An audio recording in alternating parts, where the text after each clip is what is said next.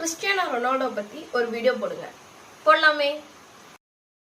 குடிசை வீட்டு இருந்து கோபுரத்தை தொட்டவர் தான் கிறிஸ்டியானோ ரொனால்டோ. கிறிஸ்டியானோ ரொனால்டோவை பத்தி பேசணும் அப்படின்னா அவரோட சின்ன வயசுல இருந்தே பேசணும். சின்ன காலகட்டத்திலேயே அவங்க அம்மா அந்த கருவை அழைச்சிடணும்னு நினைச்ச ஒருத்தர் தான் கிறிஸ்டியானோ ரொனால்டோ. அன்னைக்கு அழிச்சிருந்தாங்கன்னா இன்னைக்கு இவ்வளவு பெஸ்டான ஒரு ஃபுட்பால் பிளேயர் கிடைச்சிருக்கவே மாட்டாங்க.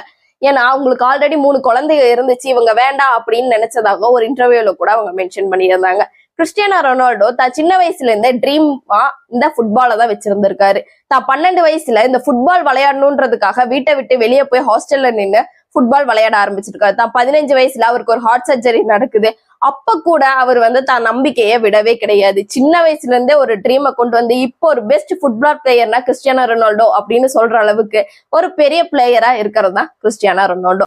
இவரோட ஃபேன் பேஸ் பத்தி பேசணும்னு அவசியமே கிடையாது. ஏன்னா கிட்டத்தட்ட இன்ஸ்டாகிராம்ல 700M வச்சிருக்கிறவர் தான் கிறிஸ்டியானோ ரொனால்டோ. அதே மாதிரி யூடியூப் ஓபன் பண்ணி கிட்டத்தட்ட 2 நாள்ல silver play button, gold play button வாங்கினவர் தான் ரொனால்டோ.